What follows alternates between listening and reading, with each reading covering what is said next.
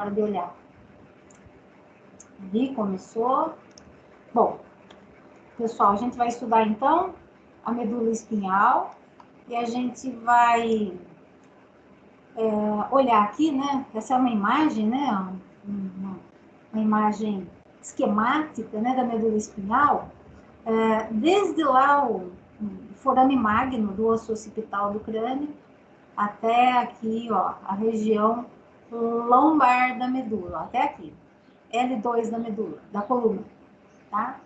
E desses segmentos, né, de cada segmento, como a gente comentou, vai partindo um parzinho de nervo espinhal. Isso dá à medula uma segmentação cervical, uma torácica, cervical lá, uma torácica, uma lombar e uma sacral, porque mesmo que aqui para baixo a medula já tenha terminado aqui em cima, vocês veem que as raízes nervosas elas estão descendo aqui de forma oblíqua aqui embaixo para encontrar os forames vertebrais correspondentes para poder se distribuir para a periferia, para os músculos e órgãos que vão inervar, tá?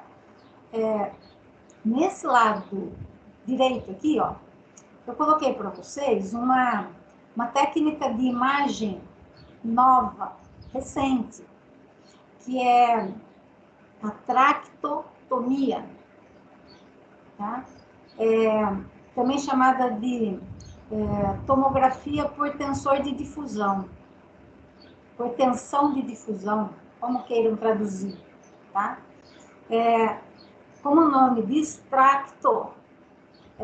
tractografia, desculpa, eu falei tractotomia, é tractografia, né? A descrição do trajeto dos feixes de fibras, desde o córtex cerebral ali, ó, as fibras vão seguindo um caminho, seguem aqui para a cápsula interna, todas, vão descer pelo tronco encefálico, vão descer pela medula, até chegar lá na medula, no neurônio motor que vão acionar, que o neurônio motor do córtex vai acionar, tá?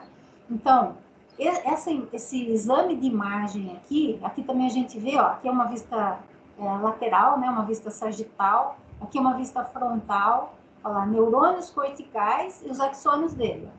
A tractografia mapeia os axônios, eles ficam coloridos de acordo com a tensão de difusão da água nesse tecido, e aí a gente vai visualizando o trajeto dos feixes de fibras, tá? Então, lá do córtex para a medula espinhal.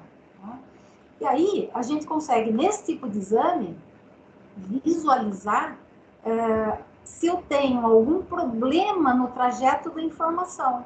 Por exemplo, uma doença desmielinizante, uma esclerose múltipla, uma esclerose lateral amiotrófica, que compromete a mielina das fibras, você vai ter uma imagem se formando aqui nos tratos, né, mostrando que ali houve uma interrupção.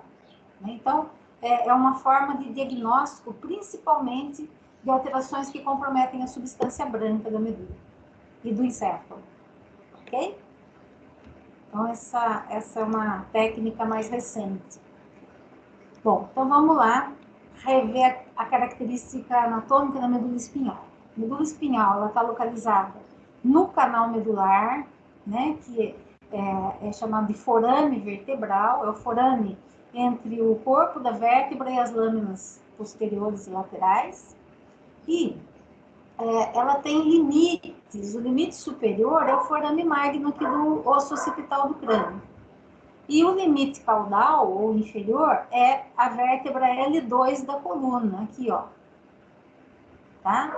Onde a medula espinhal termina, o tecido nervoso termina, ou seja, o sistema nervoso central termina, e prossegue apenas o sistema periférico, ó, as raízes que emergiram da medula aqui e estão seguindo o seu trajeto para os segmentos mais inferiores do corpo.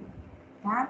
Então, é daí que vem a segmentação medular, né?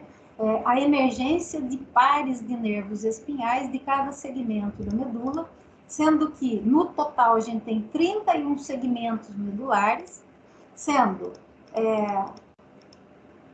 8 segmentos cervicais, de C1 a C8, 12 segmentos torácicos, de T1 a T12, 5 segmentos lombares, de L1 a L5, 5 segmentos sacrais, de S1 a S5, e um único segmento final lá, coxígeo. Tá? Nessa imagem aqui do lado, a gente consegue ver, né, desde, esse aqui é o osso occipital, né, aqui termina o bulbo, começa a medula espinhal, tá? E cada vértebra tem um forame intervertebral aqui, por onde cada raizinha nervosa da medula espinhal atravessa para seguir seu trajeto para a periferia, tá? Aqui é a extremidade inferior da medula espinhal, aqui ela termina, tá? E na região que corresponde, região cervical e região lombar, aqui ó, lombar e aqui cervical, vocês podem ver que a medula é mais espessa que aqui, ó, na região torácica, por exemplo, ó. É mesmo? Aqui é mais espesso, aqui é mais espesso. Por quê? Porque se você considerar aqui o tronco, né, que é uma estrutura que tem essa largura aqui, né, além da inervação do tronco, nessa região cervical aqui, ó, e na região lombar, a gente também tem a inervação dos membros, membro superior desse lado e inferior desse lado. Então, nessas regiões que inervam os membros superiores e inferiores de cada lado, a gente vai ter um alargamento da estrutura anatômica da medula, porque nessas regiões eu tenho que ter mais neurônios para inervar tronco e também o membro superior. E aqui embaixo, neurônio para inervar tronco inferior e também membro inferior. Então, isso forma, na anatomia da medula, o que a gente chama de intumescência. Uma intumescência cervical, que está relacionada a conter maior número de neurônios para inervar os membros superiores também, e uma intumescência lombar, reservada a maior quantidade de neurônios para inervar membros inferiores também, que são apêndices do tronco, ok?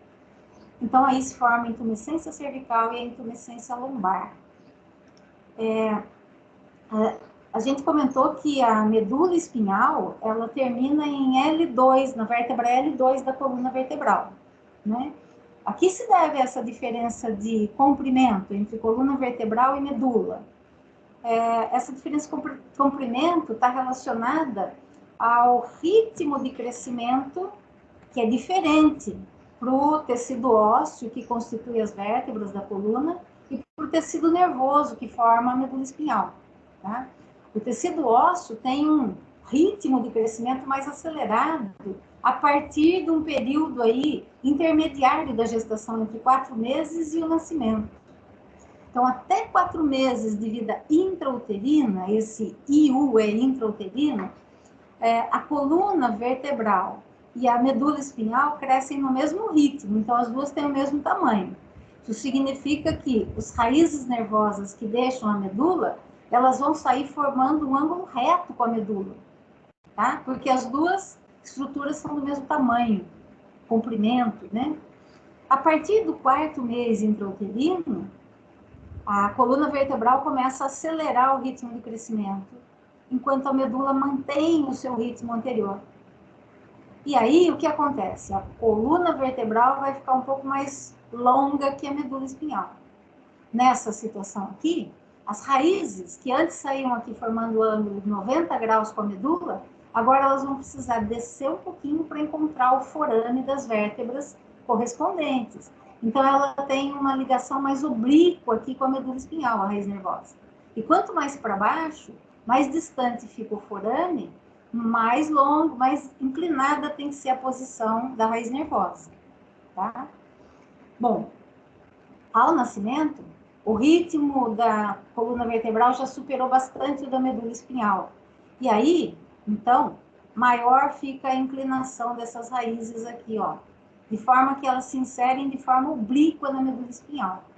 Por isso que no indivíduo, após o nascimento, a medula espinhal termina ao nível da segunda vértebra lombar da coluna. Mas para baixo ainda tem L3, L4, L5, S1, S5 e coxígeas, certo? 3 coxígeas pelo menos. Mas a medula espinhal já terminou aqui.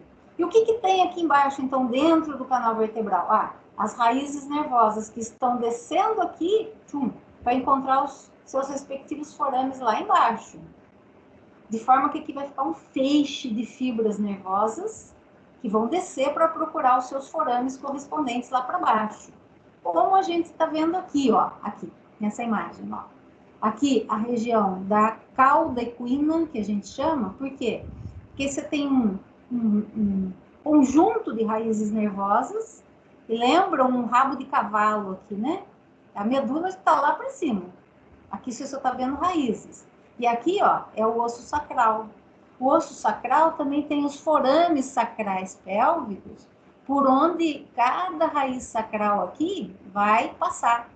Então, essa raiz tem que seguir até encontrar o forame, e depois que passou pelo forame, ela vai se distribuir aqui para a periferia, tá?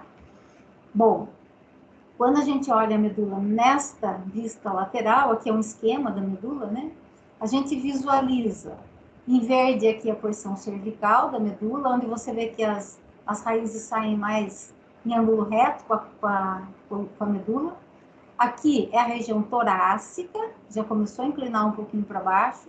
Aqui roxo, a região lombar, né, os segmentos lombares, inclinou mais. E aqui embaixo o segmento sacral, né, os segmentos sacrais, que inclinam ainda mais, vão ter que ir até lá embaixo para encontrar as vértebras sacrais, tá?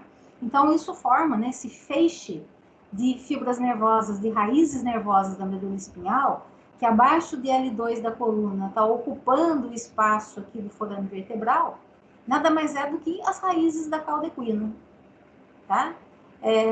Que a gente está vendo aqui, ó. Então, aqui um maior aumento.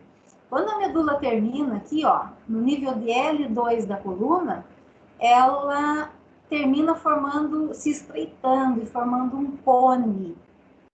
Esse cone que se forma aqui é chamado de cone medular. As meninges estão envolvendo a medula, né? Essa que está envolvendo a medula, que é a pia mater. A pia mater, quando chega aqui embaixo, ó, ela termina de embrulhar a medula e dela parte um filamento de meninge mesmo, de pia mater, que é como se fosse o arremate aí desse empacotamento da medula. E esse filamento, ele vai seguir reto aqui, bem no meio aqui, ó, bem no meio, e vai se inserir aqui no osso sacral. Para quê? Para fixar a medula aqui dentro do forame vertebral, para não deixar ela ficar se movimentando, tá? Então, esse é o filamento terminal, que é um filamento ímpar de tecido conjuntivo, né, que constitui a pia mater, e que fixa a medula, o cone medular na vértebra sacral, tá? De cada lado desse cone medular, ó, estão descendo as raízes, ó, desce, desce, desce, desce, até encontrar os forames sacrais ali embaixo, correspondentes. E aqui, então, tudo isso aqui é raiz nervosa da cauda equina. Não parece uma cauda de cavalo mesmo? Por isso que recebeu esse nome, cauda equina. Ok? E de cada lado aqui, ó, de cada forame intervertebral, a gente vai ter a raizinha passando para lá, para fora. E aqui vai se formar o nervo espinhal, que vai seguir o seu trajeto e vai até o músculo, ou a glândula. Ok? Bom, aí tem uma situação clínica que esbarra nessa condição anatômica, que é a questão da realização de punção lombar para coleta de líquor, por exemplo, líquido cérebro-espinhal, ou líquido céfalo-raquidiano, né? Toda vez que o paciente precisa fazer um exame do líquor, por exemplo, ou anestesia raquimedular, né? Tudo que for ser retirado aí de líquido da medula, ou líquido cérebro-espinhal, ou se for ser realizado alguma injeção de anestésico nesse local, sempre tem que ser abaixo de L2. Por quê? Porque qualquer agressão aí com ponta de agulha na medula espinhal causa uma lesão que é irreversível, tá? E se o enfermeiro, o médico normalmente faz isso, né? Se ele fizer isso, ele está causando uma iatrogenia, ele está causando uma lesão, né? Que a gente chama de iatrogenia. Então, sempre que é feita a punção lombar, ela é realizada abaixo de L2. Abaixo de L2 onde? Onde? Pode ser em L3? Pode ser em L2 mesmo, aqui para baixo, ó. Ó, por segurança, entre L3, L4, L4, L5, ó, olha o espação que tem aqui, tá? O que que tem aqui? Raiz, só raiz nervosa. E essas raízes nervosas, elas estão banhando no líquor. Então, é como se você mergulhasse numa piscina com o cabelo solto e você tivesse mergulhada lá. O que que acontece com o seu cabelo? Seu cabelo, os seus fios de cabelo, né? Eles começam a fazer isso assim, ó. Se espalham, se espalham. Se você tentar acertar um fio de cabelo desse, você não acerta. Porque a hora que você chegar perto dele, ele escapa do lado na água, né? Então, é como se fosse isso que acontece na hora de você fazer a punção aqui para a retirada de líquor. Então, o líquor está circulando no espaço subaracnoide. Você não precisa ir até lá dentro com a agulha, ó. Esse aqui já é o espaço onde estão as raízes. Você quer esse espaço aqui que está em azul mais clarinho. Então, no espaço entre os processos espinhosos de duas vértebras lombares baixas, ó, L4 e L5, o paciente é posicionado assim, decúbito lateral, com flexão do tronco e dos membros inferiores, para quê? Para abrir mais esse espaço entre os processos espinhosos e facilitar o acesso aqui da agulha.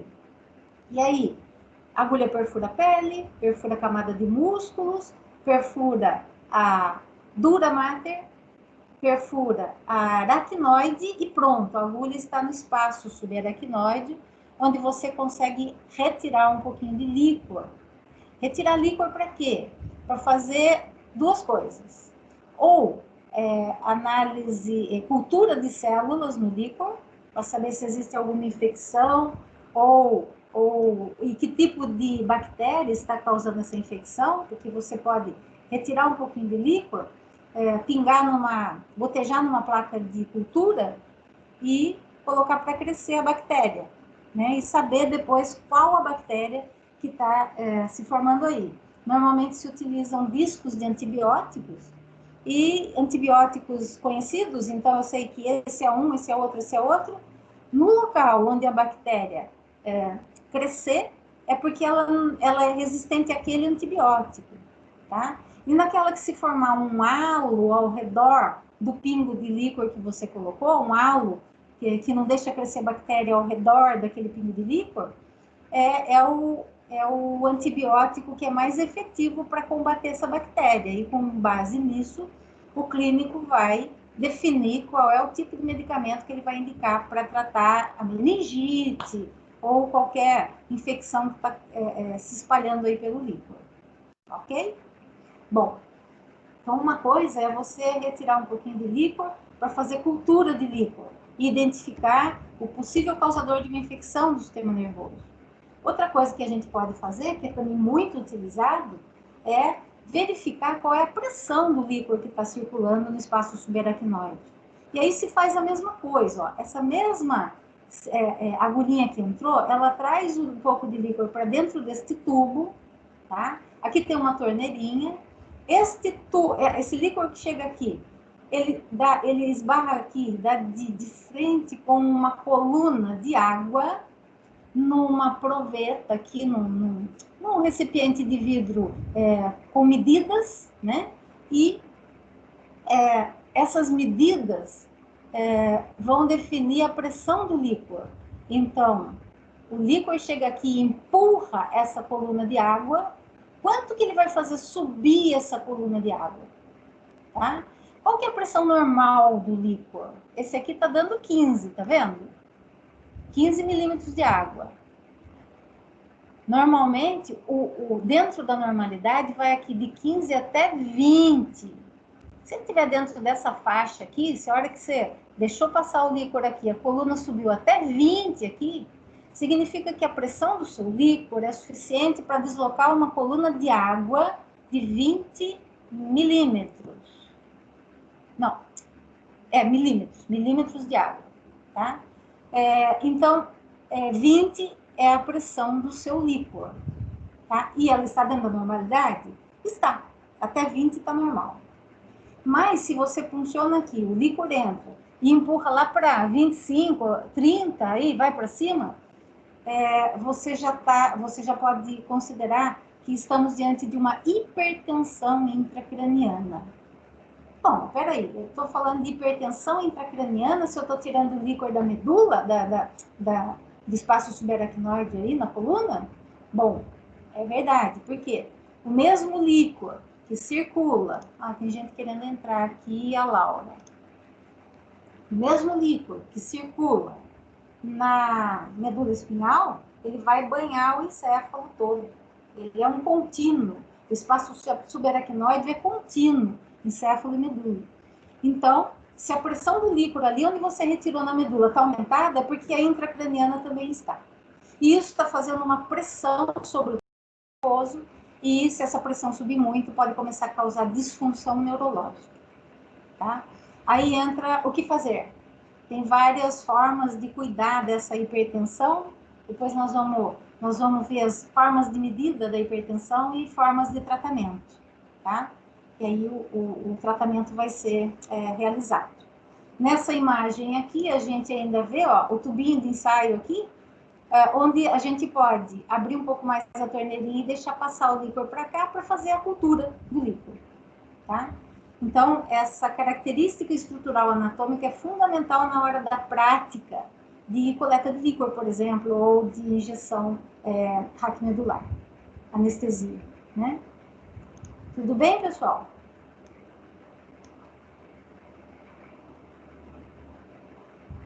Tudo bem? Pode seguir? Bom. Sim, professor. Beleza. Então, a gente vai ver um pouquinho agora a estrutura anatômica da medula. A gente falou aí dos segmentos, né, das raízes nervosas, que se esse aqui é um segmento, ó, vários filamentos radiculares se juntam aqui para formar a raiz nervosa anterior e vários filamentos se juntam para formar a raiz nervosa posterior. Na raiz nervosa posterior eu tenho um gânglio, que é onde está o neurônio sensitivo, que capta as informações de sensibilidade que vem lá da periferia e transmite para cá, para a medula. Tá? E aqui, quando as duas raízes se juntam, anterior e posterior, eu tenho o nervo espinhal, né? Por onde entram essas informações e por onde voltam também as informações da medula para os órgãos efetores. Tá? Então, aqui raiz posterior, aqui raiz anterior, o gânglio da raiz dorsal, esse gânglio é dessa raiz aqui, e aqui, juntando tudo, o nervo espinhal, de cada lado. Então, são pares, né, sempre. E isso define um segmento, cada raiz que sai, um segmento da medula, tá? E a medula espinhal também é envolvida por meninges, é um fator de proteção aí do tecido nervoso, e que também serve para garantir circulação de líquor, circulação sanguínea também, né?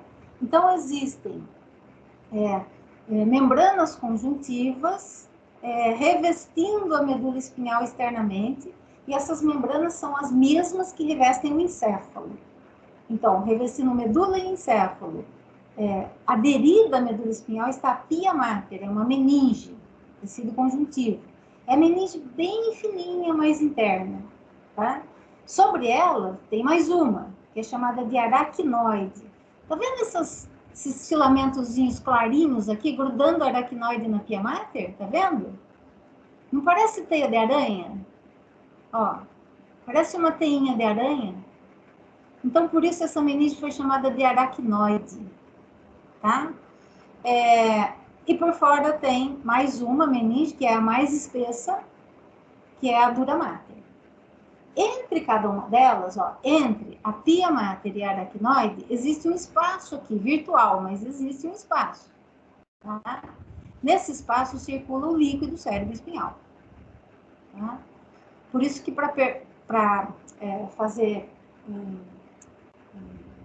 acesso ao líquor, você tem que perfurar a aracnoide primeiro e daí a dura mater, e você acaba ouvindo um clique que você ouve da dura mater, porque ela é bem espessa, então a agulha quando entra faz clique, dá um barulhinho, e após você penetrar a dura mater, a aracnoide, ela é tão fininha quanto uma teia de aranha.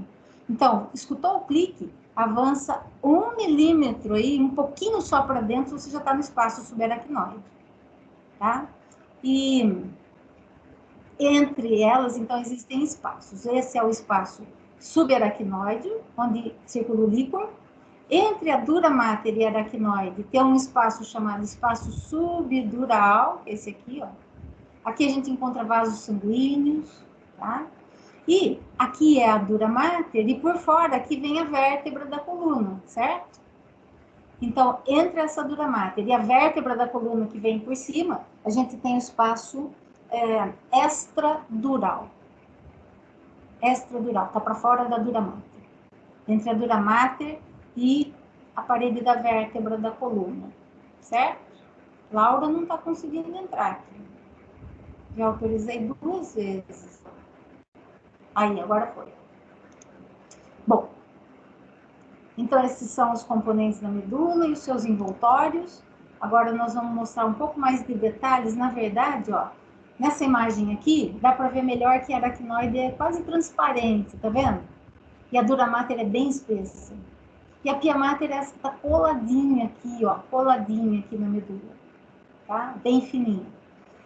Então, aqui tá falando o que eu acabei de mostrar na imagem anterior, né? A dura mater é mais espessa, ela é mais resistente, ela é constituída de fibras colágenas, e ela, além de envolver a medula, ela também acompanha as raízes nervosas na sua emergência, de cada lado aqui, ó.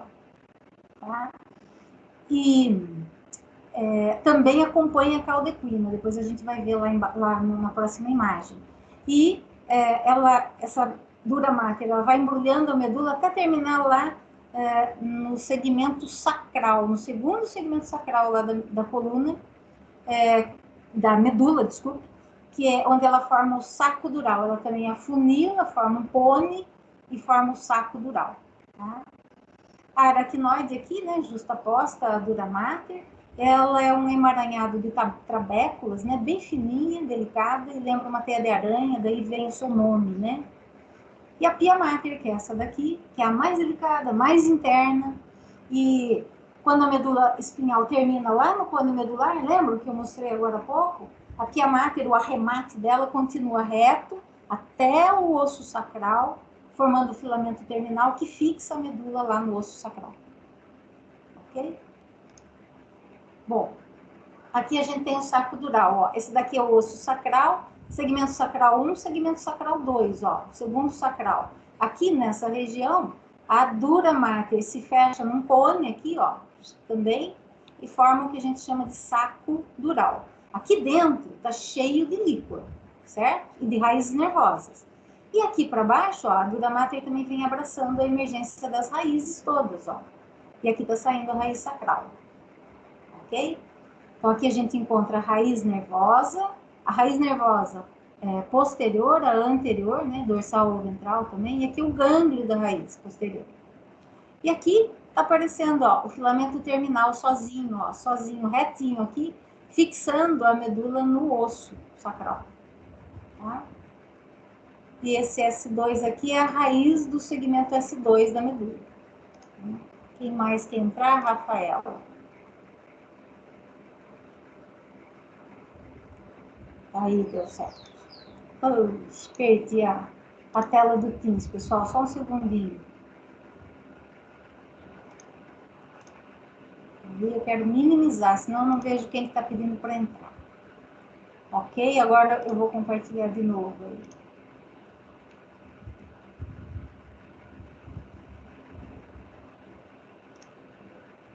Bom.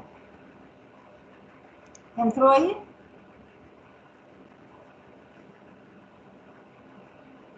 Entrou, né? Vocês estão vendo minha tela? Sim. Sim. É que ela tinha saído e entrou de novo, né? Só para confirmar se ela entrou. Tá? Bom, aí, esses espaços aqui eu acabei de mostrar na imagem anterior, né? Aqui a gente tem a dura mater, a aracnoide e a pia mater. Entre a aracnoide e a pia mater, eu tenho o espaço subaracnoide, que é esse espaço aqui, né? Entre a dura mater e a aracnoide, eu tenho o espaço subdural, que é esse espaço aqui, ó. E entre a dura mater e a vértebra, né, o periósteo da vértebra da coluna que está aqui fora, eu tenho um outro espacinho, que é o espaço epidural, tá? No espaço subaracnoide, este aqui, ó, nesse espaço aqui, que está circulando o líquor, ou líquido cefalorraquidiano, ou líquido cérebro espinhal, tudo a mesma coisa. Tá? Olhando aqui para a localização na medula espinhal. Aqui você tem o corpo da vértebra, processo espinhoso, processos transversos de cada lado. Aqui vocês têm a lâmina posterior da vértebra, as facetas articulares com a outra vértebra, o forame vertebral aqui, ó, tá? Intervertebral, desculpe, e aqui o forame vertebral. É aqui que está a medula espinhal. Como ela está posicionada? Nesta posição. A medula tem uma substância cinzenta, que forma uma letra H mais escura aqui, ó, tá? E sempre essa parte mais larga do H é a parte anterior, é a que olha para o corpo da vértebra. E a parte mais estreita olha para o processo espinhoso, tá? Então, essa é a posição. Aqui dá para a gente ver a pia mater envolvendo essa azulzinha bem clarinha envolvendo a medula. Aqui dá para a gente ver, ó, as trabéculas da aracnoide e o espaço subaracnoide, olha aqui. Olha o espaço onde está o líquor, tá? E aqui a dura mater, ó, aqui fora, ó. Esta mais externa aqui, ó. Tem duas linhas brancas aqui. A mais interna ainda é a aracnoide e a mais externa é a dura, tá? Então, a gente tem aí a medula em posição. Aqui as raízes nervosas, ó, raiz anterior, daqui, ó, em amarelo, raiz anterior, raiz posterior, o gânglio da raiz posterior, e eles se continuam aqui com o nervo espinhal, de cada lado, tá? Bom, então essa é a medula em posição. E, quando a gente olha para a medula, a gente comentou que ela tem uma substância cinzenta e uma substância branca. A substância cinzenta é onde estão os corpos dos neurônios e as células da glia. E os axônios dos neurônios curtos aqui de associação, e também a saída do axônio dos grandes neurônios aqui, motor, tá? Mas, essencialmente, na substância cinzenta, a gente tem neurônio e glia. Na substância branca, aqui, ó, a gente vai ter feixes de fibras. Aqui, tudo aqui ao redor da substância cinzenta, a gente vai ter feixes de fibras. E essas fibras, elas caminham na medula espinhal nesse sentido, ó, longitudinal, tá? Então, a medula está aqui. Essas fibras na substância branca caminham assim, para cima e para baixo. Poucas fibras fazem isso, ó, isso. A gente vai mostrar quem faz isso já já. Mas a maioria forma feixes que descem, feixes que sobem. Os feixes que descem são chamados feixes descendentes ou eferentes. E os que sobem são os ascendentes ou aferentes, tá? Bom, essas fibras, então, vão formar grandes caminhos, grandes estradas aqui pela substância branca, que vão dar passagem a informações. Só que aqui, essas estradas, elas são muito organizadas, elas são, cada pista é para cada tipo de informação. Então, a informação de dor não pode passar pela pista da informação de tato, por exemplo, tá? Então, as pistas são divididas aí de forma que cada feixe conduz apenas um tipo de informação, tá? A gente já vai ver quem são esses feixes. E na substância cinzenta, a mesma coisa. Os neurônios aqui, eles não estão soltos aí. Eles estão agrupados em núcleos, tá? E existe uma distribuição somatotópica aí, que eu já vou mostrar para vocês também. Bom, para falar do que tem lá dentro, vamos falar da estrutura externa aqui. Então, a gente vai ter na medula espinhal um sulco aqui, olhando de trás para frente, ó. Um sulco bem no centro aqui, que é chamado de sulco mediano posterior. E aqui na frente a gente vai ter uma fissura. Fissura é um sulco mais profundo, mais largo, ó. Então aqui é a fissura, que ela é mediana também, e ela é anterior. Tá na região anterior da medula. No centro aqui nós vamos ter o forame central da medula, né, que é onde passa líquor também, tá? De cada lado aqui da substância branca, a gente vai ter aqui, ó, esse é o sulco mediano posterior. Aqui a gente tem um sulco lateral posterior, ó, aqui, que é no ponto onde entram as fibras aferentes, sulco lateral posterior. E entre o mediano posterior e o lateral posterior, a gente vai ter o sulco intermédio posterior, de cada lado, sulco intermédio posterior. Esse sulco aqui separa, na verdade, dois feixes de fibras nessa região posterior toda aqui, ó, que a gente chama de funículo posterior. Tudo isso aqui é o funículo posterior. Posterior por quê? Se você passar uma linha reta aqui, passando pelo canal central da medula, ó, na horizontal, você vai ter essa metade é posterior e essa metade é anterior. Tá? Então, sulco mediano posterior, né? Tudo que está aqui do meio para cima é posterior. E do meio para baixo anterior. Tá? Bom, aí a gente vai ter então definido aqui na verdade 4 feixes de fibras no folículo posterior. Esse sulco intermédio posterior separa de cada lado o fascículo grácil, que é esse aqui, do fascículo cuneiforme, que está aqui do lado. Aí está passando fibra para cima, no sentido ascendente. Tá? Aqui de cada lado, aqui na região anterior, nós vamos encontrar um sulco lateral também anterior. Aqui e outro aqui, ó. E é por aqui que saem as raízes, os axônios dos neurônios motores estão aqui, para formar a raiz nervosa anterior. Tá? Então, desse sulco lateral posterior até esse sulco lateral anterior, fica delimitado um outro funículo na substância branca, que é o funículo lateral. Tem um desse lado e tem o outro deste lado. Tudo isso aqui é o funículo lateral. Tá?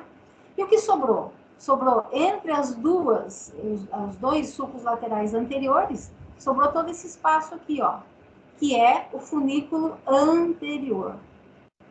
Ok? Tudo aqui é preenchido por feixes de fibras. A gente já vai mostrar quem são esses feixes. Tá? E na substância cinzenta, a gente vai encontrar essa estrutura em forma de H medular, né? De H, né? De uma letra H que a gente chama H medular. Eu costumo dizer que esse H aqui lembra o símbolo da Honda, né? Um Hzinho, bem bonitinho. O H medular. E no centro, o canal central da medula. E se você passar de novo a linha horizontal aqui, ó, pelo forame, pelo canal central, você vai ver que o que fica para cima é posterior. Então, ó, tudo isso aqui, ó, é a coluna posterior. Na substância branca chama funículo, ou fascículo, né? Funículo reúne fascículos, que são feixes de fibras. Aqui na substância cinzenta, a gente vai chamar de coluna.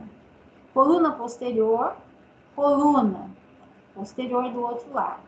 Tá? E o que ficou para baixo da linha?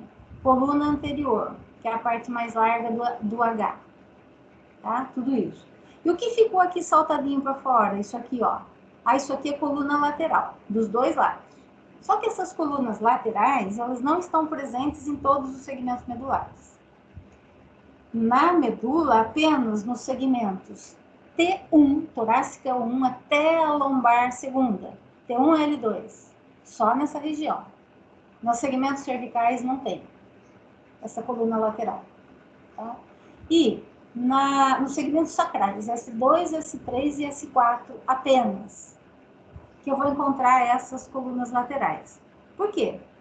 Nessas colunas laterais estão os neurônios motores do sistema nervoso visceral, sistema nervoso autônomo.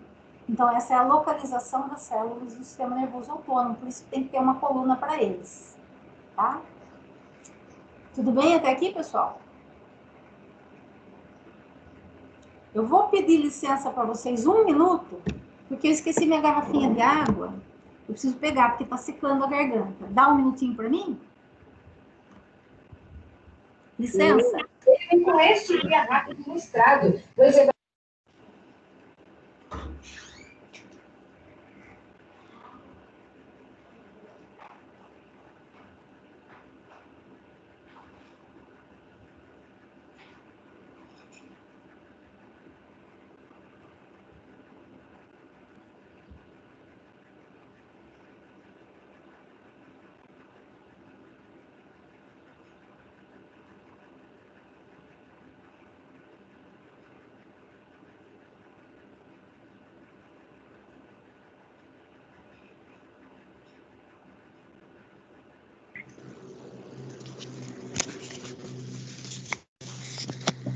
Ficou mudo.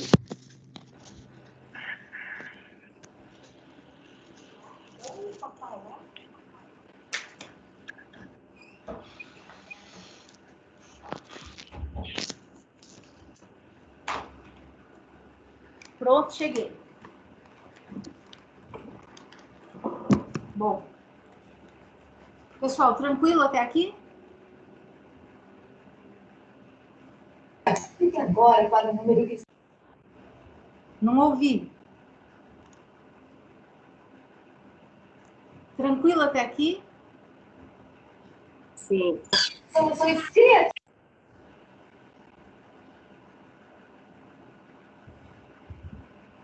Bom, acho que sim, né? Bom, vamos seguir então.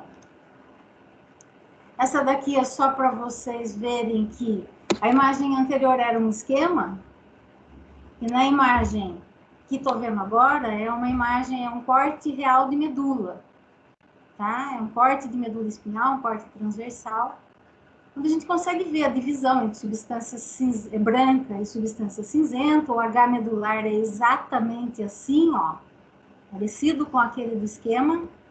Então, aqui a gente vê coluna posterior, aqui coluna anterior, e aqui coluna lateral, aqui, ó, tudo isso, tá? Coluna ou corno, viu, pessoal? Corno lateral também é sinônimo de coluna, tá? Corno posterior, mesma coisa. E aqui, essa região que liga um lado do outro do H é chamada de comissura cinzenta, tá? Que une as duas metades. Aqui você vê o sulco mediano posterior, o sulco lateral posterior de cada lado e o sulco intermédio posterior de cada lado, tá? Aqui e aqui, ó. Então, aqui é o fascículo cuneiforme, o fascículo graxo, o fascículo cuneiforme, tá? Aqui, você vê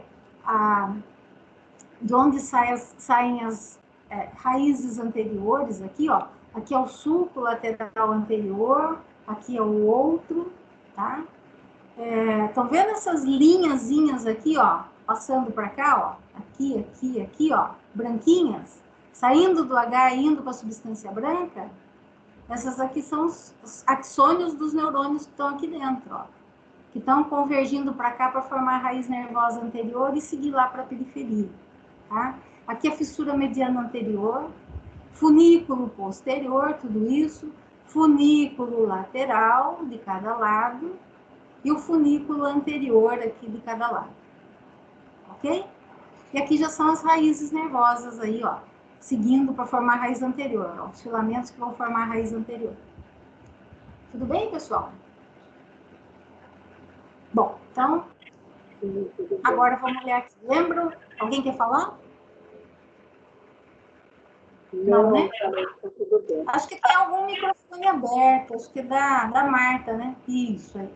Pessoal, quiser falar, abre o microfone e entra, viu? À vontade, viu? Não precisa ficar com dó de interromper, não. É para isso mesmo que nós estamos aqui. Tá? Agora, a gente comentou lá para trás que na medula espinhal, os axônios, os neurônios na substância cinzenta, eles se organizam. Eles têm uma forma também de organização. Tá? E mostrando as células aqui desse lado esquerdo da tela, a gente vai ver que os neurônios se agrupam dentro da substância cinzenta em núcleos, tá? Aqui estão os núcleos dorsais, aqui estão o núcleo próprio do corno posterior, aqui, ó, estão os núcleos motores, ó, tudo isso aqui é neurônio motor, ó, tudo isso aqui. São os núcleos motores que vão cuidar da inervação dos membros, né? Membro superior e membro inferior na lombar, né? E também, ó, olha que coisa bem interessante. Nessa região anterior aqui, os neurônios motores, eles se organizam de tal forma que os neurônios que vão ativar músculos flexores, tanto de membro superior quanto de membro inferior, eles vão se localizar nessa parte mais externa do H. Os que vão ativar músculos extensores, eles vão se localizar aqui nessa parte mais abaixo. Os músculos que vão, os neurônios que vão ativar músculos distais dos membros, eles vão se agrupar aqui, junto, aqui mais lateralmente, junto com os neurônios que controlam os músculos extensores. E os que vão controlar os músculos proximais dos membros, eles vão se agrupar aqui na parte mais medial do H medular, junto com, próximo, né, dos neurônios que vão inervar o tronco e o pescoço, que estão bem aqui nessa bordinha medial, tá? Então, eles têm lugar certo para tudo aqui, tanto na substância cinzenta, quanto na substância branca. Aqui estão os neurônios motores do sistema nervoso autônomo, né, simpático e parasimpático, na medula, e assim por diante. Eles vão se organizando. Neurônio sensitivo também tem lugar para ficar, né, para se localizar. Neurônio de associação, quer dizer, o sensitivo está lá no gânglio, lá fora, né, antes de entrar na medula. Então, existe uma organização aí entre a disposição dos neurônios na substância cinzenta e também nos feixes de fibra da substância branca, tá?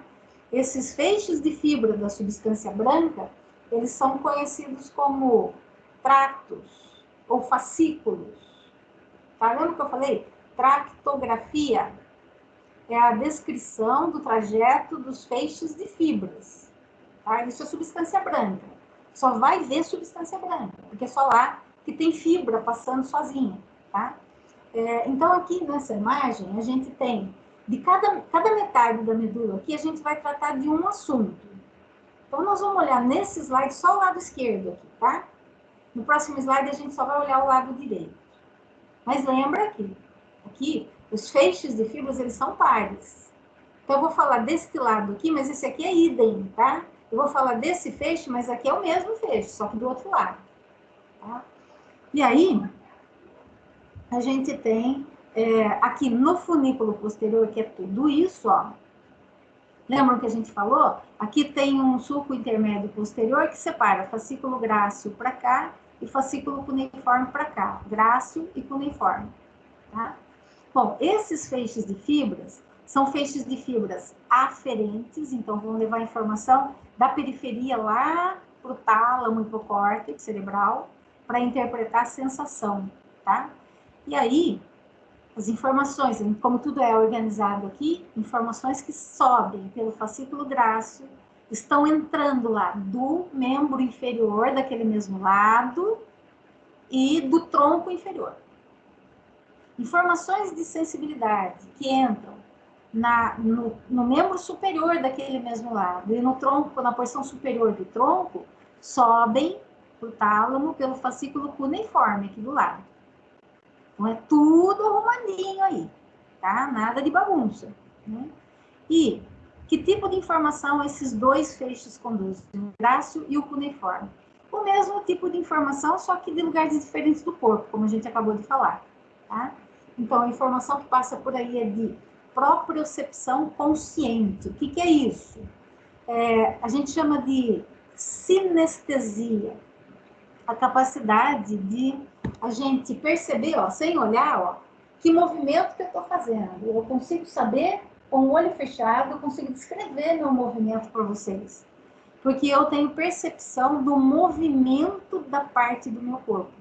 E essa percepção não vem do olhar, ela vem dos receptores articulares, lembram que a gente falou? Na cápsula articular, receptor muscular.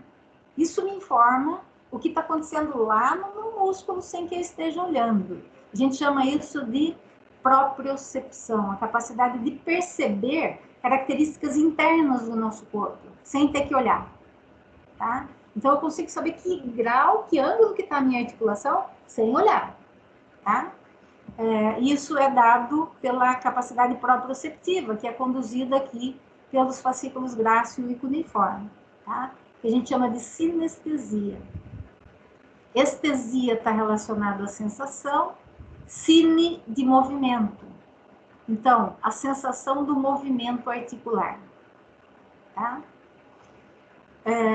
Tato epicrítico que é aquele tato discriminativo. As informações entram aqui pelo nervo lá da periferia, entram pela raiz posterior, caem aqui, ó, no fascículo grácil ou no cuneiforme, né? Grácil ou cuneiforme, dependendo de que lugar está vindo a informação, e vão ascender aqui por esse feixe até o tálamo, tá? Bom, as informações de sensibilidade vibratória, vibração lá na mão, aquela maquininha que você coloca, faz vibração para furar asfalto, né, que a gente sempre vê pela rua. O operador daquela máquina está sentindo essa vibração, mas ele não está, às vezes, nem olhando, nem prestando atenção, ele percebe a sensação de vibração. Por onde entra essa informação? De novo, lá das terminações nervosas, que captam vibração, nervo, raiz posterior, cai aqui, no caso do membro superior, cai aqui no fascículo cuneiforme e sobe para ser interpretado no córtex, a sensação de vibração. E a mesma coisa, a capacidade de estereognosia. O que vem a ser estereognosia? Alguém se lembra ou não?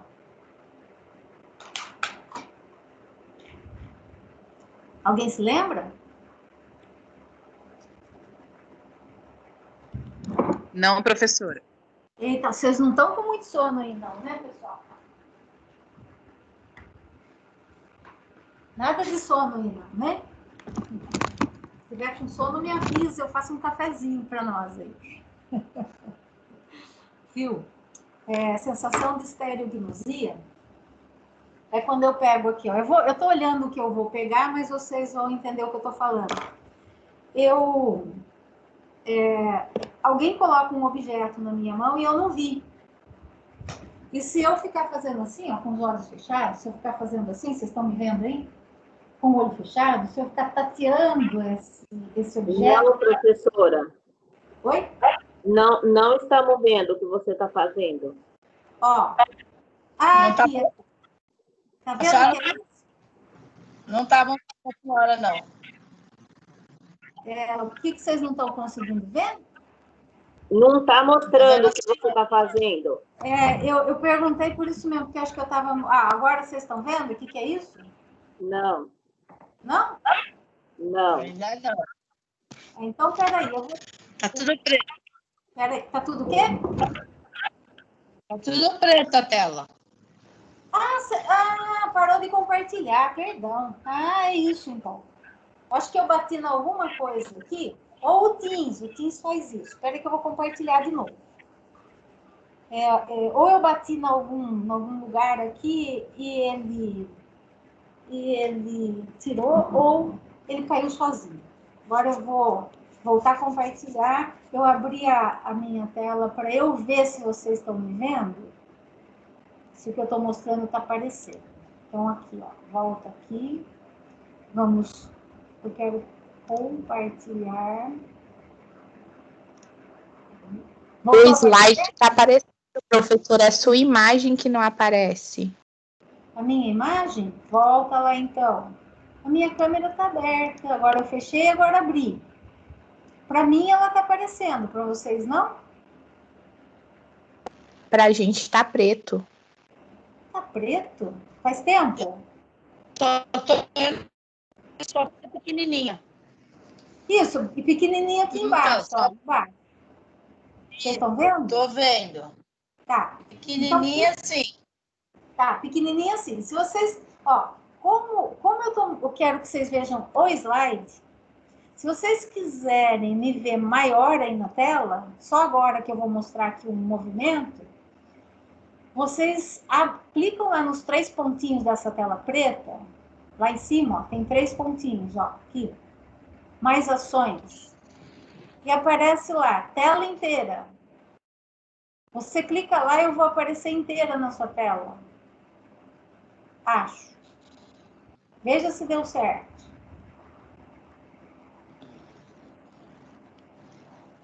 Deu?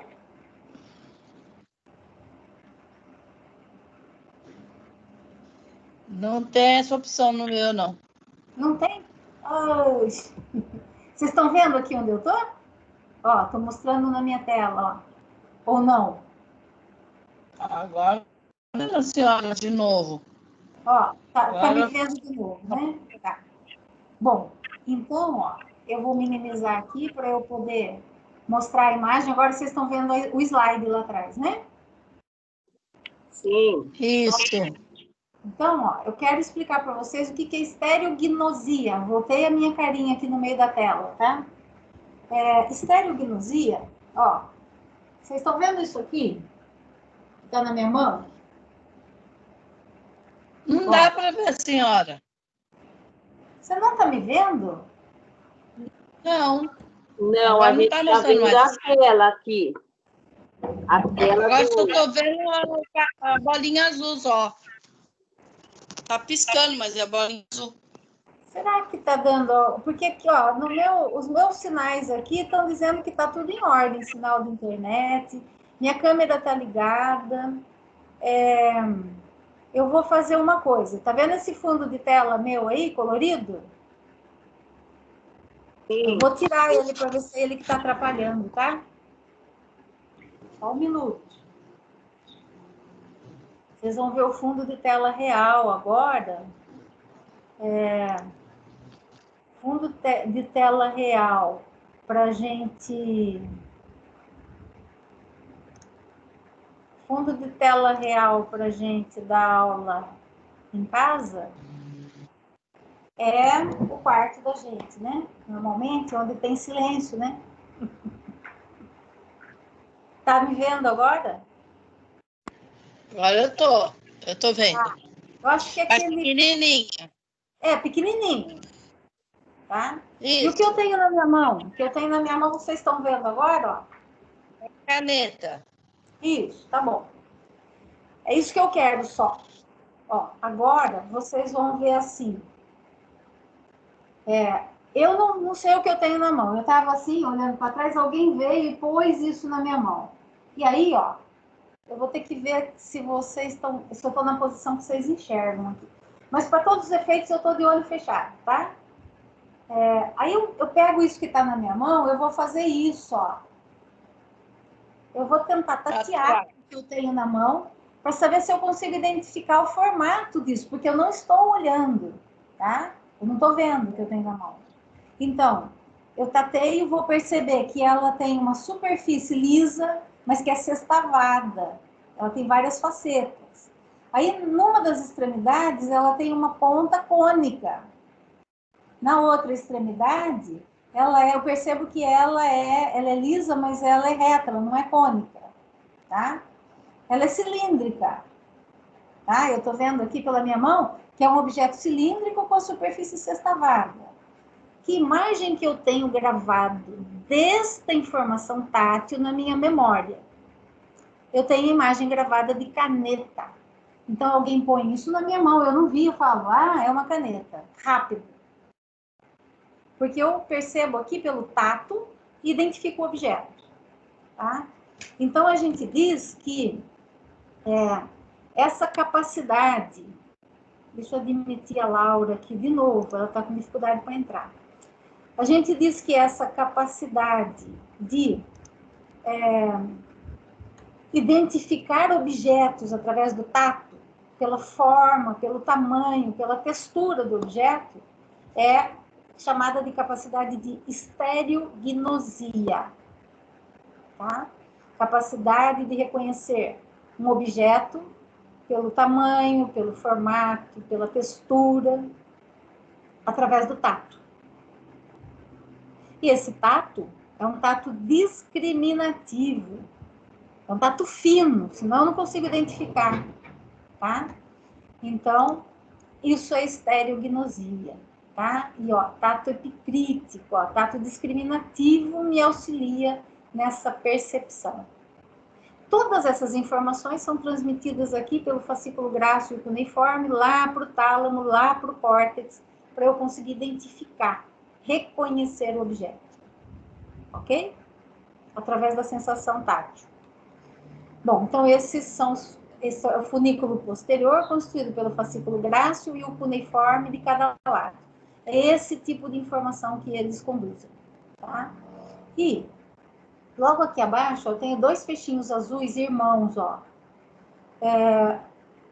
Esses feixes, Eles levam, a maior parte deles levam o nome do local onde sai para onde vai. Então, é um feixe que está aqui na medula espinhal e vai até o cerebelo, tá? Então, o nome dele é feixe espino cerebelar, tá? E essa informação que vai passar por aqui, ó, por esses dois, ó, um está na metade anterior, o outro está na metade posterior. Então, feixe espino cerebelar posterior e anterior, um de cada lado, tá? Esses feixes vão conduzir informações de propriocepção inconsciente. O que é isso? Se é inconsciente, é uma sensação? É uma sensação.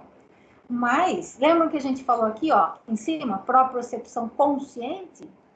Que é a percepção do movimento que eu faço na articulação, a percepção da posição das partes do meu corpo sem olhar. A propriocepção inconsciente é aquela percepção de posições que não se torna consciente. Ou seja, ela vai para o cerebelo. Porque para se tornar consciente tem que ir para o córtex cerebral. Cerebelo não interpreta a sensação, cerebelo é uma estrutura motora. Então, essa informação de propriocepção consciente chega lá no cerebelo para ajudar o cerebelo a definir nos movimentos que eu estou fazendo aqui, nas posturas que eu estou mantendo aqui, o que eu preciso de ação de contração muscular. Então, essa informação tem que chegar até lá para o cerebelo ajustar a minha posição, a contração para eu manter a minha posição. Tá? Então, a gente chama de propriocepção inconsciente. E para que ela serve? Não como percepção sensorial, porque a gente não tem consciência dessa sensação, mas ela vai ao cerebelo e ajuda o cerebelo a controlar a motricidade somática, a controlar a minha postura para eu não cair, a controlar o meu equilíbrio para eu não cair, tá? A regular a ação do agonista e do antagonista quando eu preciso fazer um movimento coordenado, e tudo isso está acontecendo sem que eu perceba, tá? E tem um outro feixe aqui, ó, esses dois, ó, também são pares, são feixes espinotalâmicos, tá? Que vão da medula espinhal para o tálamo, e depois do tálamo para o córtex cerebral, e cada um está localizado num funículo da medula. Esse aqui está no funículo lateral, ó, o azul, e esse aqui está no funículo anterior. Mas os dois vão da medula para o tálamo. Então, são feixes espinotalâmicos. Esse aqui é o lateral, esse aqui é o anterior. Que tipo de informação eles conduzem? O lateral conduz informação de sensibilidade de dor, calor e frio. Tudo no mesmo feixe, dor, calor e frio. Tá? E o anterior conduz informação de sensibilidade de pressão e tato protopático. Bom, o tato epicrítico é o tato discriminativo, fino. E o tato protopático é um tato leve, um tato mais grosseiro. Tá? E pressão, que pressão é essa? É pressão sobre os tecidos, é a gente apertar um tecido aqui, ó, fazer pressão, tá? Então, essas informações sobem lá para o tálamo e do tálamo para o córtex interpretar a sensibilidade de pressão, a sensibilidade de tato leve e a sensibilidade de dor e temperatura. Dor, calor e frio, ok?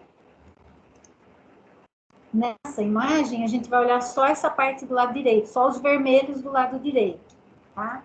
E aí a gente vai ver que esses feixes em vermelho são os feixes de fibras descendentes. Estão vindo do córtex para a medula espinhal. Por isso, de novo, o nome do feixe, a maior parte das vezes, é o nome de onde ele sai para onde ele vai. Então, se ele vai do córtex para a medula espinhal, ele se chama córtico espinhal. É um trato descendente, tá?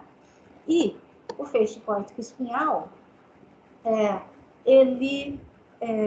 na verdade, um deles é esse, ó, o córtico espinhal lateral e o córtico espinhal anterior, esse aqui, ó, no funículo anterior e no funículo lateral. O que esses feixes conduzem? Informação lá do córtex cerebral para controlar estes neurônios que estão aqui, motores do corno anterior da medula, para dizer para eles o momento de fazer uma contração muscular voluntária lá, ó. Contração aqui, raiz anterior, nervo, músculo, tá? Então, os neurônios superiores estão lá no córtex, controlam esses neurônios inferiores por meio desse feixe córtico espinhal lateral e anterior, tá? Depois a gente vai mostrar com mais detalhes esses feixes. Então, eles controlam motricidade voluntária, os movimentos voluntários que você faz. Aqui do lado, ó, existe um outro feixe chamado trato retículo espinhal. Esse é o lateral, que está no funículo lateral, e esse aqui, ó, é o medial, porque está aqui no funículo anterior, mas bem no centro, ó, bem do lado do canal central da medula. Então, esses dois feixes, retículos espinhais, estão trazendo informação da formação reticular para a medula espinhal. E qual é a função desses feixes? Trazer informação para controle dos movimentos, tanto do tronco, que é o eixo do corpo, né, cabeça e tronco, quanto movimentos dos músculos proximais dos membros, tá? Membro superior, membro inferior. Esses feixes regulam a ação desses músculos. E logo aqui a gente tem um outro feixe, ó, chamado feixe rubroespinhal, também no funículo lateral, sempre par, sempre dos dois lados, né? E esse feixe rubroespinhal, ele complementa a ação do feixe retículo espinhal anterior, medial e lateral, fazendo o controle da motricidade agora distal dos membros. Então, o retículo espinhal aqui controlava os músculos proximais dos membros, o feixe, o trato rubroespinhal aqui controla os movimentos distais dos membros, tá? E ainda temos o feixe, o trato vestíbulo espinhal, que é esse aqui, ó, que está relacionado a trazer informações para alinhar equilíbrio e postura do indivíduo durante a realização de movimentos, tá? E um outro feixe aqui, teto espinhal. Ele vem lá do teto do mesencéfalo, trazendo informações aqui para chegar até os neurônios motores aqui e até os músculos para controlar, por exemplo, os movimentos que a gente realiza para responder a estímulos visuais, tá? Então, digamos que nós estamos numa sala de aula e eu estou aqui na frente da sala e vocês estão sentados aí todos na minha frente. Eu vou lá na lousa, pego um pedaço de giz e jogo em um de vocês. Eu jogo aí para o meio da sala. Esse giz vai em direção à cabeça de um de vocês. O que a pessoa vai fazer? Vai fazer assim, não vai? Muito rapidamente. É só ela visualizar o giz vindo, ela tira, certo? Ela desvia o corpo do estímulo que vem vindo, tá?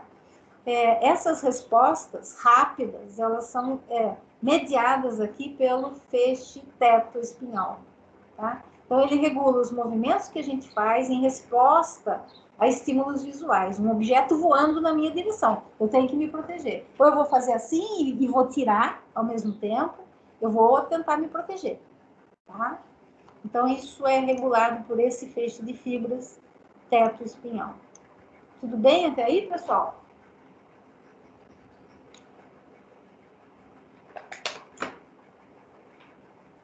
Tudo bem? Posso seguir, então? Pode, professora. Beleza. Os nervos espinhais, né? Mais ou menos a gente já comentou quais como é que ele emerge, né? Já mostrei um desenho parecido com esse. Como a medula espinhal ela tem 31 segmentos aqui, né? Ela apresenta 31 pares de nervos. Para cada segmento, um par de nervo. E esses nervinhos, eles são nomeados de acordo com o local de onde emergem. Então, são 8 pares cervicais, ó. C1, C2, C3 até C8, tá? Na coluna a gente tem 7 vértebras cervicais, mas na medula a gente tem 8 segmentos cervicais. Sendo que o primeiro segmento passa por cima da primeira vértebra e o último segmento por baixo da 7ª vértebra cervical. Por isso que são 8. Tá? Bom, na região torácica nós temos 12 segmentos, ó, de T1 até T12, aqui, tá? Na região lombar, 5 segmentos, L1 a L5, sacral 5, S1 a S5, e apenas um segmento coxígeo, que é esse filamento vermelho aqui, ó. Ok? Bom, cada um desses filamentos dessas raízes nervosas vai levar informação para uma determinada região do corpo, tá? E os nervos espinhais, eles são formados aí pela junção da raiz posterior e anterior. A raiz anterior, que é essa aqui, ó, que sai de cada lado, ela tem axônios dos neurônios motores, que estão aqui no corno anterior da medula, que vão conduzir os impulsos nervosos do sistema nervoso central para células e órgãos efetores, por exemplo, o músculo aqui, tá? E a raiz posterior, ela traz informações de receptores sensoriais via nervo espinhal, raiz nervosa posterior e medula, né? Para ativar os neurônios motores para responder a esse estímulo aqui. Esse estímulo é respondido aqui. Mas para isso precisa fazer uma entrada e saída de informações. Exemplo, esse indivíduo ele está colocando o dedo perto de uma chama de vela. Está colocando o dedo aqui, desculpa, aqui. Está colocando o dedo no fogo. Tá? O que vai acontecer? A hora que começar a esquentar, ele vai puxar o braço muito rapidamente. Ele vai fazer isso aqui, ó, ele tira. E de forma automática. Sem querer, ele acaba tirando. Tá? De forma reflexa. Então, o que acontece? Ele pôs o dedo aqui perto da chama, esquentou, os receptores de calor despolarizaram, levaram essa informação aqui lá para a medula espinhal via nervo espinhal, raiz nervosa posterior, gânglio, medula. Aqui na medula, teve um neurônio de associação que ligou a informação do neurônio sensitivo aqui do gânglio com esse neurônio motor. E ativou esse neurônio motor aqui, pelo axônio dele que passa pela raiz anterior, nervo espinhal, foi lá e provocou a contração desse músculo aqui, que é o bíceps. Tá? E o que ele faz daí? Ele puxa o cotovelo e tira o dedo de perto da chama da vela. E isso acontece de forma automática. Mas para isso precisa poder acontecer, tanto o receptor tem que estar íntegro, quanto o nervo, quanto a raiz nervosa, quanto esses neurônios do gânglio, o neurônio de associação, o neurônio motor, essa raiz anterior, o nervo e o tecido muscular que recebe a resposta. Todo mundo tem que estar intacto, funcionando, tá? Qualquer interrupção em qualquer um desses locais, seja aqui, seja aqui, seja aqui, seja aqui, seja aqui, ou até aqui no músculo, você pode não conseguir responder ao estímulo que foi aplicado, tá? E aí, então, a gente considera que, para que as informações cheguem lá, da medula espinhal até os músculos específicos, a gente tem, além da emergência das raízes nervosas, a gente tem na região cervical, aqui, ó, na região braquial, na região lombar e na região sacral, a gente tem a formação de plexos. O que são plexos? Plexo é isso aqui, ó, as raízes nervosas, apenas as anteriores, de cada segmento medular, ó, 1, 2, 3, 4, aqui, 5, elas emergem aqui e logo elas formam um entrelaçamento de raízes, das raízes anteriores, dos diferentes segmentos da medula de onde emergiu, ó, tá? Antes de se direcionar lá para os músculos do membro superior, nesse caso aqui, é o plexo braquial, tá? Então, isso aqui, esse entrelaçamento aqui é o plexo, é um plexo, que nesse caso aqui é chamado de plexo braquial, porque vai inervar o membro superior. Aqui é o plexo cervical, tá? Que emerge do segmento C1 a C4. O braquial é de C5 até T1. Aqui o lombar é de L1 a L4. O sacral é de L4, o L5, até S3. E o coxígeno pega o S4 e o S5, tá? Que é esse vermelho aqui embaixo. Bom, os plexos, vocês podem ver que eles estão mais relacionados a cuidar da inervação do apêndice do tronco do que qualquer outra coisa. Por quê? No tronco mesmo, ó, aqui, para inervar os músculos do próprio tronco, eu não tenho plexo. De T1 até de T2 até T12, não tem plexo. As raízes nervosas que deixam aqui a medula, elas vão direto para o músculo que vão inervar. tá? Então, parece que os plexos estão relacionados a destinar-se aos apêndices do tronco, membro superior e membro inferior de cada lado, tá? Então aqui, plexo cervical, plexo braquial, plexo lombar, plexo sacral, tá? Bom, esses plexos, eles vão até onde? Né? Como é que eles vão se destinar? Para onde eles vão, cada um? Aqui está em francês, mas não se preocupem, eu só quis aproveitar a imagem, tá? Dá para a gente visualizar bem. Eu coloquei aqui para vocês, para facilitar, cada plexo, né? Por exemplo, o plexo cervical, aqui de C1 a C4. Para onde se destina? Ele vai formar quais nervos e inervar quais regiões? Então, o plexo cervical vai formar os nervos cervicais, que vão inervar os músculos profundos do pescoço, esses que partem do segmento C1 a C4, e o nervo frênico. Olha, o nervo frênico parte de C3 até C5, e ele vai inervar o músculo diafragma, fundamental, né? O plexo braquial, as raízes emaranhadas aqui são de C5 até T1. Esse plexo vai formar um fascículo lateral associado ao medial e o fascículo posterior, tá? O fascículo lateral, ele vai formar o nervo músculo cutâneo. Esse nervo vai inervar o músculo bíceps braquial, coracobraquial, braquial, tá? O fascículo mistura aqui do medial com o lateral, vai formar o nervo mediano e o nervo ulnar. Esses nervos vão inervar, respectivamente, o mediano, flexores do punho dos dedos, pronador redondo, tá? E o ulnar, músculos interósseos e lumbricais, ou lumbricoides, das mãos, tá? O fascículo posterior vai formar o nervo axilar e o nervo radial, tá? Que vão inervar músculo deltoide, redondo menor, bráquio radial, tríceps braquial, extensores do carpo dos dedos e o músculo supinador. Tá?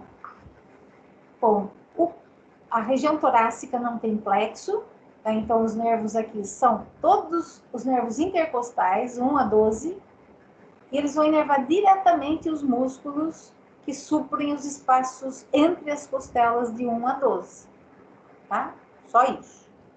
O plexo lombar, ele é emergência de L1 a L4, né? Ele vai formar o nervo ilho hipogástrico, ilho inguinal, gênito femoral, obturatório e femoral. Vamos nos restringir a esses dois últimos aqui, que estão mais relacionados à musculatura estriada esquelética. O nervo obturatório vai inervar o músculo pectíneo, o adutor longo e curto e o adutor magno, o músculo reto interno e o obturador externo. Já o nervo femoral vai inervar o músculo ilipsoa, o sartório e o quadríceps femoral. Tá? Vocês veem que de cada segmento que sai aqui, ele vai seguir para um músculo lá, afinal. Tá? E se você lesar essa raiz, o músculo que vai perder é aquele que está recebendo inervação dessa raiz do plexo. Tá? É bem localizado nesse caso, desde que a medula esteja intacta. Tá? E aqui o plexo sacral, por último, né, de L4 a S3, ele vai formar o grande nervo esquiático, aqui, ó, grande nervo esquiático, que vai seguir no sentido posterior. E o nervo esquiático ele se ramifica em nervo tibial e fibular comum. O nervo tibial vai inervar os músculos gastrocnêmio, sólido, tibial posterior, flexores dos dedos e plantares. E o fibular comum vai se dividir em outros dois ramos, né? O fibular superficial e o profundo. O superficial vai inervar os músculos fibulares e o profundo, o tibial anterior e os extensores dos dedos. Tá? Muito bem. Quanto músculo, né? Essa coisa de fisioterapeuta, né?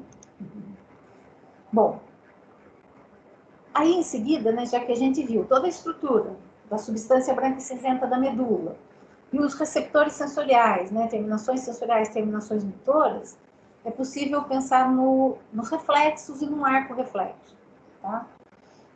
Os reflexos, eles são sempre utilizados para a gente identificar ou diagnosticar um distúrbio no sistema nervoso. E também tentar apresentando esse distúrbio. Tá? Então, quando um reflexo, você testa, o reflexo está ausente, isso é um indicativo que houve alguma lesão num dos caminhos pelo qual o reflexo percorre. Tá? Então, na verdade, reflexo é uma sequência rápida, involuntária, visível, de ações que vão ocorrer quando você aplica um estímulo específico. Tá? Vocês estão conseguindo me ouvir bem?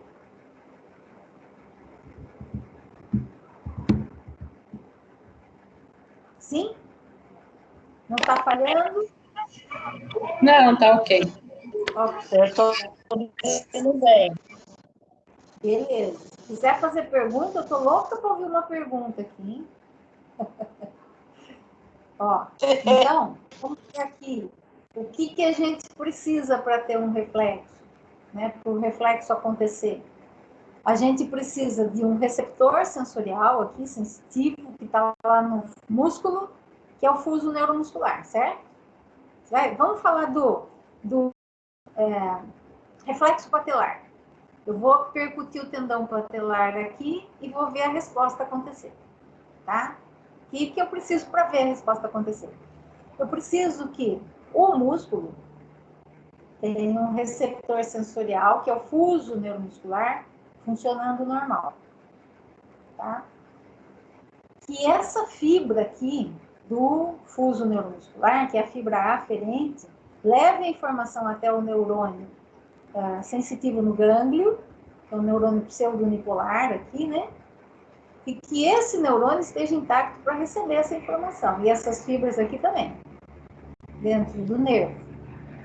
Eu também preciso de um centro de integração. Esse neurônio aqui precisa conversar com este. Mas esse aqui está fora da medula, está dentro da medula. Quem é que vai integrar, ligar um no outro? É um centro de associação aqui de integração aqui na medula. Normalmente é um neurônio de associação que está aqui no meio que liga os dois, tá? E eu preciso que esse neurônio motor esteja intacto e que o axônio dele também esteja intacto, que o nervo que conduz esse axônio, a raiz anterior, o nervo, estejam intactos e que a terminação nervosa motora também esteja intacta. Tá tudo ok? Ok. Então, eu vou aplicar um estímulo aqui, vou percutir o tendão do quadríceps e o fuso, ele vai detectar o alongamento rápido que eu provoquei nesse músculo quadríceps, vai despolarizar, vai levar a informação lá para a medula, neurônio sensitivo, medula, o neurônio de associação ativa o neurônio motor responde, faz o músculo contrair, que agora regula o comprimento do músculo, tá? Isso acontece sem a ação da minha vontade. Você vai lá, percute o tendão, minha perna faz extensão e volta. Ela contrai e relaxa. Quadríceps contrai e relaxa. Fazendo a extensão rápida do joelho. Tá? Então, o médico vai lá testar isso, o enfermeiro vai lá testar isso, o fisioterapeuta vai testar, né? E a gente vai tentar descobrir o quê? Se nesse trajeto aqui do sistema nervoso, entre o músculo e o sistema nervoso, se tem alguma coisa que está falhando aí. Que se ele não responder, ou se ele responder muito fraco, fraquinho, comparado com a outra perna, que é normal, a gente vai perceber que em algum caminho aqui tem alguma falha. Pode ser uma perda da mielina aqui, ou daqui, tá? Pode ser algum processo de inflamação que está afetando os neurônios aqui, ou inflamação no músculo que está afetando o fuso. Então, alguma coisa falhou. Tá? Então, isso mostra algum local de lesão no caminho aí que essa informação percorre no sistema nervoso, ok? Bom, pessoal, tem um negócio aqui que é meio cansativo, mas eu vou passar meio rapidamente. Não dá para deixar de falar, mas também eu sei que cansa vocês.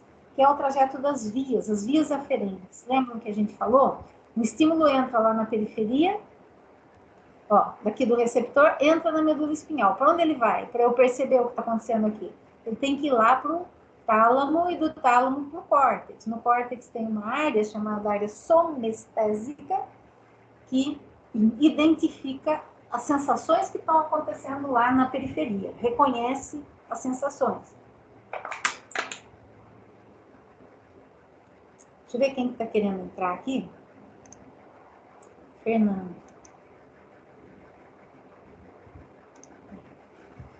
Então, que caminho? Lembra que a gente falou? Cada feixe na substância branca da medula leva um tipo de informação, tá? Então, aqui a gente vai ver, ó, a via de propriocepção consciente, tato epicrítico, sensibilidade vibratória, que entra aqui pelos cordões posteriores, tá vendo? Ó, vem do receptor, né, de pressão, vibração, aqui no caso do Patini, né? E a informação que aconteceu lá na pele ativou esse receptor, ele despolariza, a sua fibra aferente ganha o nervo, a raiz posterior, o gânglio, e essa informação entra aqui na medula e cai direto no... Se foi na mão, cai no fascículo graxo. Desculpa, se foi no pé a vibração, cai no fascículo graxo, aqui bem no meio, ó. E sobe por esse mesmo lado. Quando chega lá no bulbo, essa informação encontra lá o tubérculo do núcleo graxo, lá tem neurônio. Ela vai fazer sinapse com esse neurônio. Esse neurônio, ele vai enviar uma informação por uma fibra que vai fazer um arco aqui, ó, e cruza para o lado oposto para subir para o tálamo do outro lado de onde a informação entrou, lá. O tálamo, ele está relacionado a interpretar parcialmente as informações. Então, o tálamo já vai perceber de forma grosseira. Ah, está tendo alguma vibração lá na perna dele, na perna direita, tá? Mas, para ele perceber de forma discriminativa o exato local onde está essa vibração, o tálamo precisa enviar esse impulso para o córtex. Que córtex? A área do córtex que interpreta sensibilidade, que é chamada de área somatosensorial ou área somestésica. Somatosensorial ou somestésica, tá? E lá, o córtex vai interpretar, nossa, tá vibrando principalmente a sola do pé dele, a intensidade da vibração, o local exato da vibração, o indivíduo consegue perceber, tá? Então, é esse caminho que segue a informação de propriocepção consciente, tato epicrítico, sensibilidade vibratória, ok? Outra via aferente. Essa aqui é a mesma, tá? Ó, mostrando aqui de vários segmentos entrando ao mesmo tempo, ó. Tudo vai parar no mesmo lugar, cruza, vai no tálamo do lado oposto e córtex somatosensorial. Na verdade, esse slide aqui podia até excluir, que ele está repetindo o anterior. Agora que eu percebi. Uma outra via aqui, informação de pressão e tato protopático, tato grosseiro, tato leve, né? Ela entra pelo receptor de pressão, né, de um determinado segmento, vamos olhar esse do meio aqui, ó.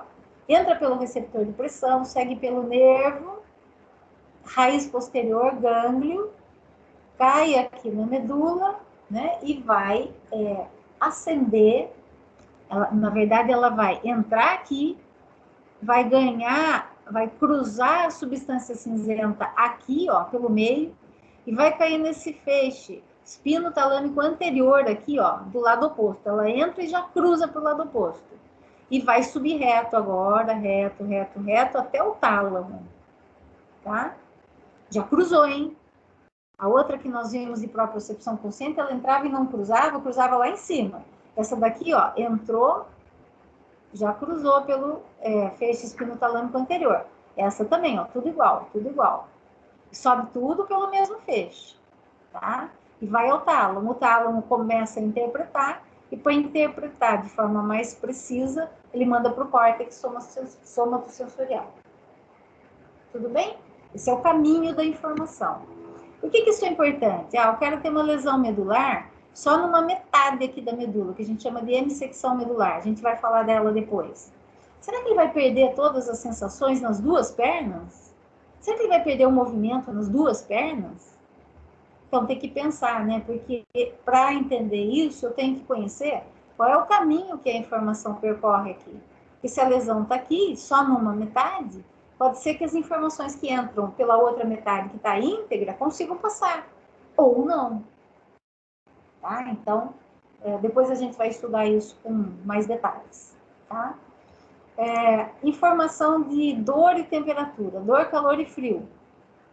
A informação entra pelos receptores de dor, calor ou frio, tá?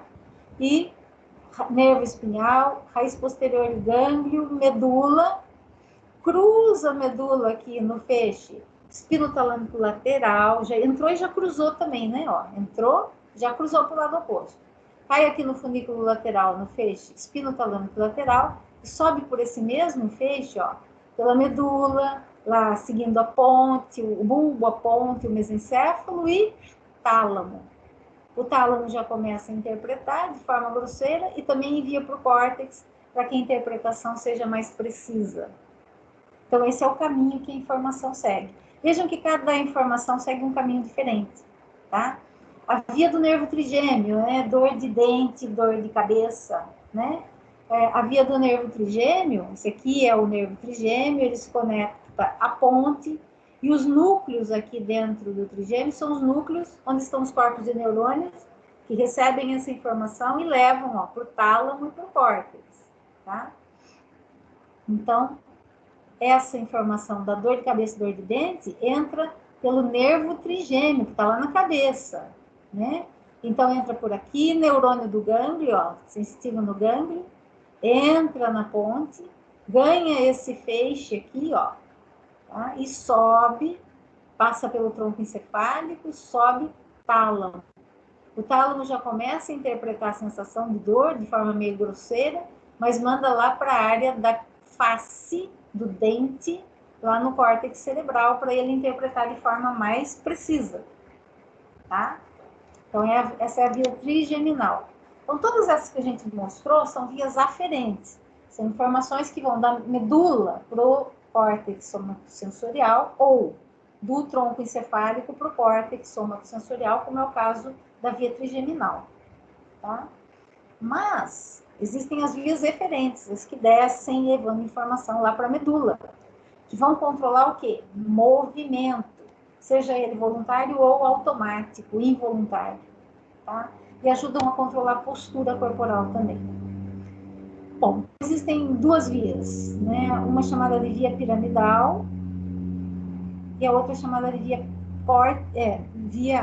extrapiramidal. A via piramidal, ela é conhecida mais recentemente como trato ou feixe córtico espinal anterior ou lateral. Então, são dois feixes, tá? O que nós temos aqui? Ó? Nós temos o neurônio motor disparando lá no córtex motor, o axônio dele tomando esse trajeto descendente aqui, ó, descendo pela substância branca do encéfalo, passa pelo pedúnculo cerebral aqui no mesencéfalo, passa pela ponte, pelo bulbo. Quando chega aqui no bulbo, as fibras desse feixão de fibras aqui, ó, ele vai cruzar para o lado oposto. E o desse lado vai descendo aqui e vai cruzar para o lado oposto.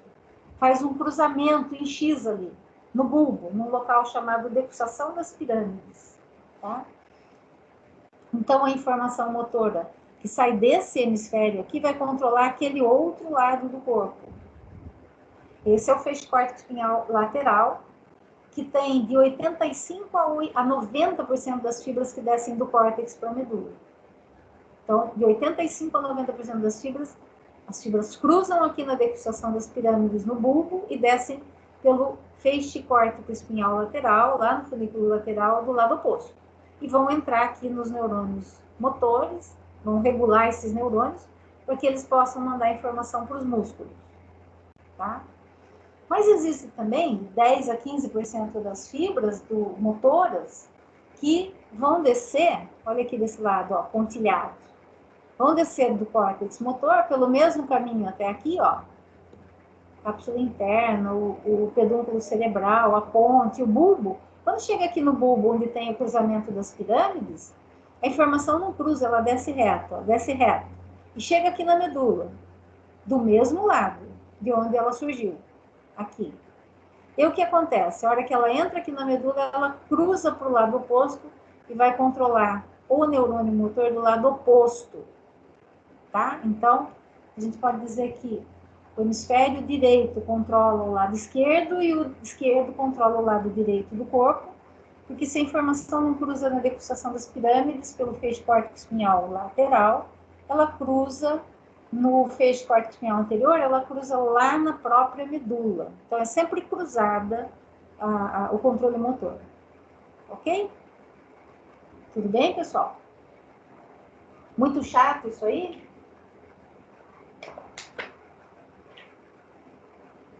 Não? Que bom. Vamos seguir. Estou acabando, só falta esse, tá? E as vias extrapiramidais? Volta aqui só para eu falar por que piramidal. Piramidal, porque aqui no bulbo, tá vendo aqui? Pirâmide.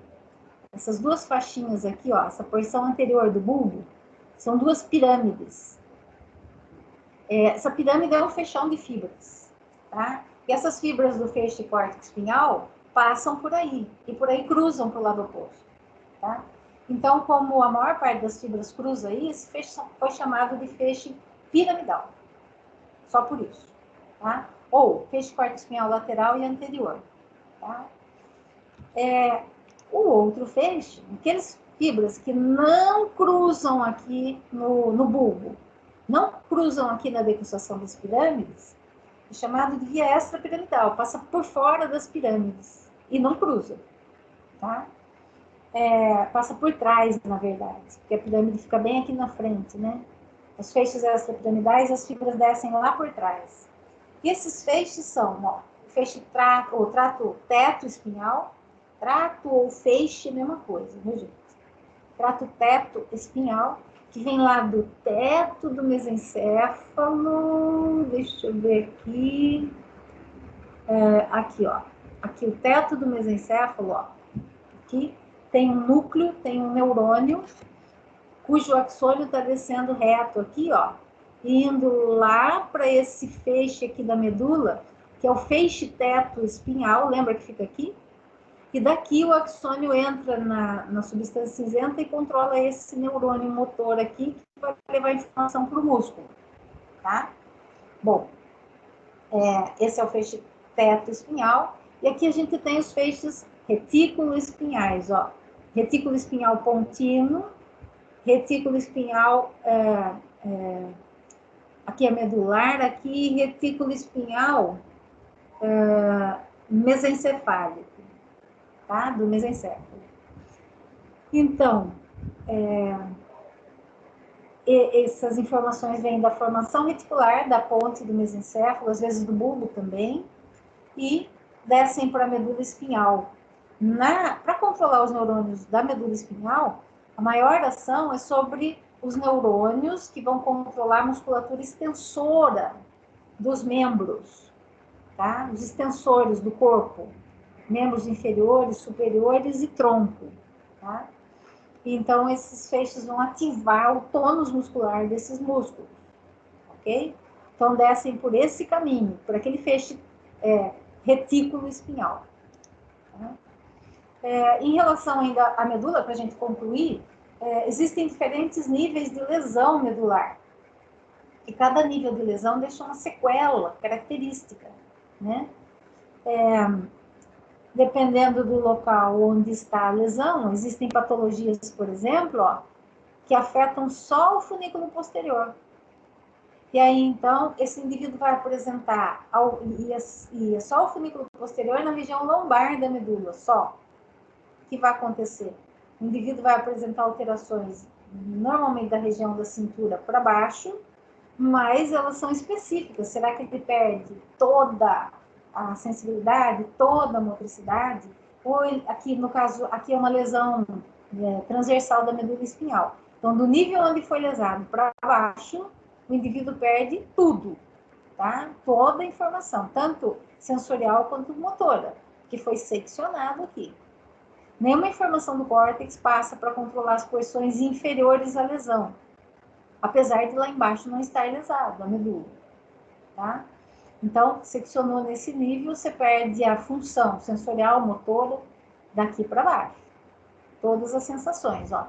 Perde a sensibilidade vibratória, que está em azul aqui, e senso de posição. Perde a sensibilidade dolorosa, que está em verde. Perde a capacidade de realizar movimento, que está em vermelho. Então, é uma paralisia com anestesia daqui para baixo. Tá? Mas, se for uma lesão parcial da medula espinhal, ó, em termos de sensibilidade e movimento, Ele só vai perder, ó, foi esse o lado lesado, ó. E só essa metade aqui lesada, ó. Ó, a lesão tá riscada na diagonal em preto, tá? Aqui tá tudo lesado, nesse segmento. Aqui tá só metade lesada, tá vendo? E aí, então, as informações que passam aqui, ó, são só a informação de senso de posição e vibração, tá? E as informações motoras. Porque informação outra de sensibilidade, ela vai acometer um lado do corpo e o outro não, olha aqui. Depois a gente vai ver melhor isso. Um lado do corpo não tem alteração de sensibilidade, que é esse aqui, ó. A sensibilidade não está alterada, mas ele perde a capacidade de controle de movimento, tá? E aqui a gente tem uma alteração que é variável. Algumas sensações se perdem, outras se mantêm nesse membro inferior oposto. Como, por exemplo, a dor e temperatura que entra na medula e cruza para o lado oposto para subir, ele não vai sentir nessa perna, nem dor, nem calor, nem frio. Porque a hora que a informação vai subir, entrou daqui, vai subir aqui, cruzar aqui, aqui a medula está lesada. Não consegue subir, tá? Quando a lesão é uma lesão do cordão posterior, síndrome do cordão posterior, ó, só essa região aqui está lesada, ó, está sem função, uma parte da substância branca, uma parte da substância cinzenta, então ele vai ter alteração de sensibilidade vibratória e senso de posição aqui, em toda essa região do corpo que está em azul. Mas ele não perde movimento. Por quê? Porque a porção posterior da medula espinhal é sensorial, a motora é anterior, e aqui a parte anterior está preservada pela lesão. Tá? Aqui é uma síndrome dos cordões anteriores, é ao contrário dessa, ó. Agora aqui sobrou o que estava lesado aqui e lesou tudo isso que estava aqui embaixo, livre nessa outra. Então, o que vai acontecer? Uma perda em termos de sensibilidade, dor e temperatura vai estar afetado, e senso de posição, e o movimento vai estar afetado, tá? Mas a sensibilidade, desculpa, dor e temperatura e... ele perde só dor e temperatura.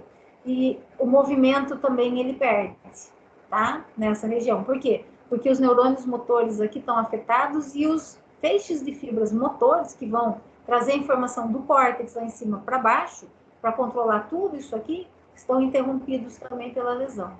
Então, não tem controle motor mais aqui. Então, dependendo do local da lesão, da região que é lesada na medula e da altura da lesão, você vai ter um ou outro comprometimento, tá? Bom, agora nós vamos estudar tronco encefálico. Que horas que nós temos aqui? 10 para as 3. Vocês querem interromper 10 minutos aí, voltar? 10, 15 minutos? Fazer um intervalinho agora para a gente ir até as 5? Ou quer tocar mais um pouco?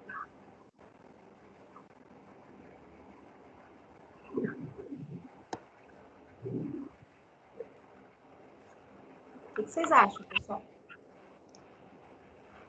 Diz aí. Por mim, pode dar um intervalinho, se quiser. Pode dar, né? Pode. Se toma um cafezinho, dá uma acordada, né? Verdade. A gente programou mesmo um intervalinho.